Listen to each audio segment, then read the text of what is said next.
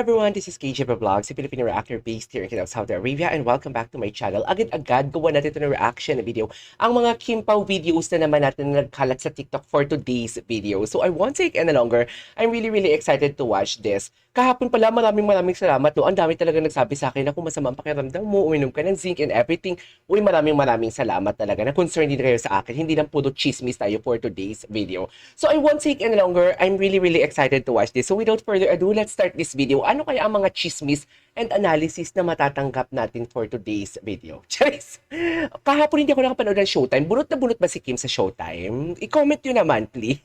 Mamaya, gawa natin ang reaction niyan. Yung Kim bunot na bunot sa Showtime. Kung paano asarin si Kim sa Showtime. Pero dito muna tayo sa mga latest update for today's video. Alam mo, kamukha dito ni Pao, yung dating gumanap na Goyo. Ano siya din naman yung gumanap na Goyo, pero parang hindi tumatanda si Pao. No? Parang nagkalaman lang siya, pero hindi siya tumatanda. I don't know.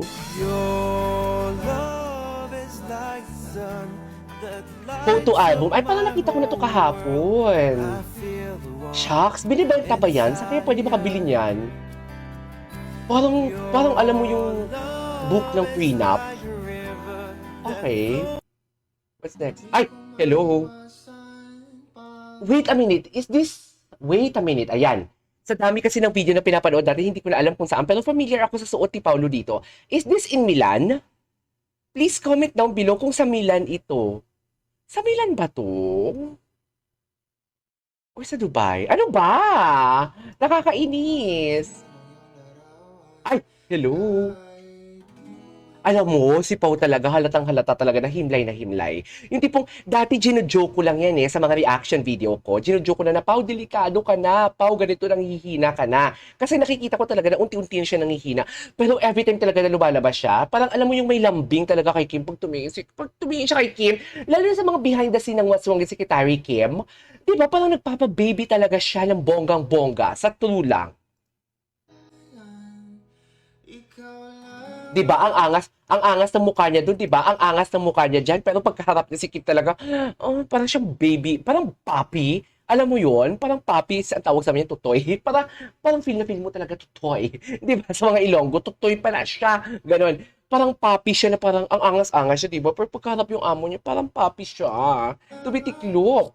Anyways, ay, hello. Ay, ito yung itsura ni Paolo dati na sa Starstruck. Dear, sino kaya yung ex niya na pinagpalit siya na may sports car, no?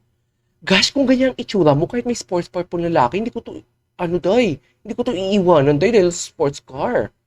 Ako I have to be honest with you, lalaspagin ko muna to bago ko to iwanan. Charis, okay ka? Dati naman naman yung itsura, day. Shoota kayo? Sinong umaway dito na dati pa kay Pao? Kung ganitong itsura din ako dito, susulitin ko talaga. Araw-gabi, wala panty. Charis!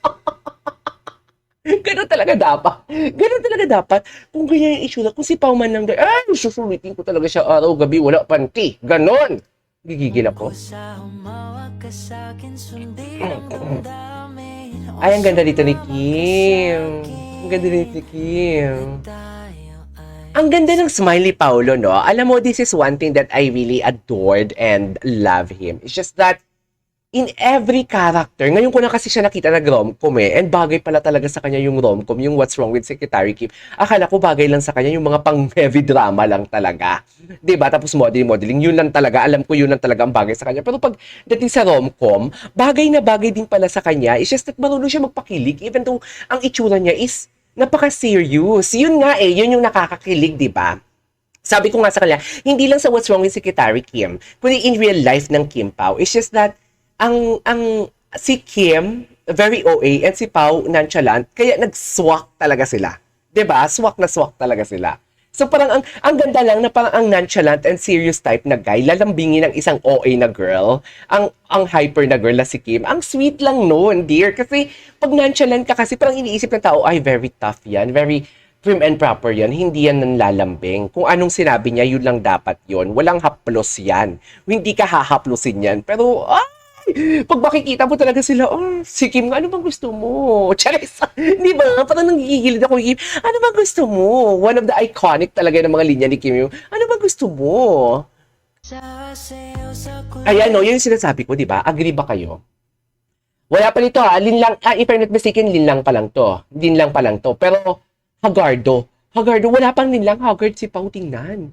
No, ang Haggard niya, may pelikula nga sila ni ano eh, ni Charlie Dixon ba yun? Yung nupakita siya ng puwet? Yung tipong, yung may prosthesis na, ano, prosthesis niya, edits niya. Charis! Nakita niya ba yun? Yung akala ng mga tao, edits talaga di pa, yung ducks na yun. Charis! Tapos, prosthesis lang pala yun. Tapos,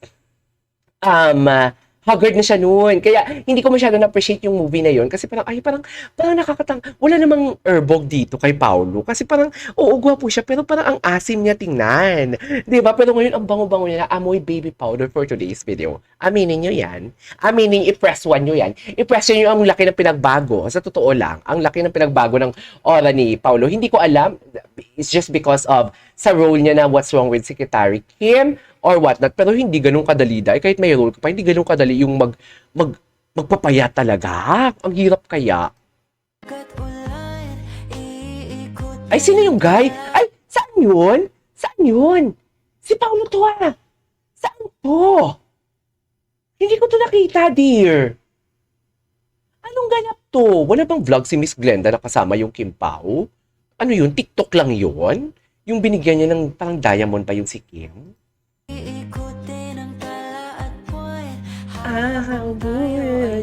Ay, wait lang, 2000. Grabe. 2007 pa pala si Pao.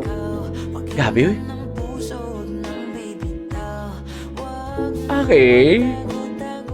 Cute ni Kim talaga. Gusto ko gawa ng reaction video yung before and after. Diba? Anyways, okay, what's next? Ay, Kulang kapag wala ito. Kulang pag walang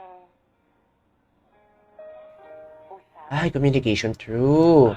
Communication. Pag walang usap, Dati pa to eh. usap lang. Di ba? Bibigay. Ang alam ko dati pa to. Communication is the key. True, legend. Walang halo edges. Ay! Charis! Ngayon hindi lang communication. Kim, ngayon hindi lang communication, kundi kasama-kasama ka pa kahit sa ibang baryo pa siya ng show. Charis! Ay, wait lang, matanong ko lang. Kanino ba talagang bodyguard si Kuya Alan? Kay Paolo ba o kay Kim? Yung totoo. Please comment down below. Anyways. Hindi masasaktan ang puso mo. Ikaw ang bubuo dito sa Hinarang ang kamay to protect him. This is BF coded. Exactly. Nakita ko yan. Akala ko nga gusto makipag-holding hands dyan ni Pao eh. Sa totoo lang. Akala ko talaga gusto makipag-holding hands dyan ni Pao kay Kim. Hinarang pala niya. puno sa To think na nakatingin din si Kim and everything. BF coded talaga yan, dear. Pwede niya naman hindi harangan kasi si Kim nakakakita naman eh. 'Di ba? Pero hinarangan talaga niya. Taray! Charis! Anyways, ituloy natin ito yung reaction video natin for today's video. This is KJ Vlogs and see you on my next vlog. Bye!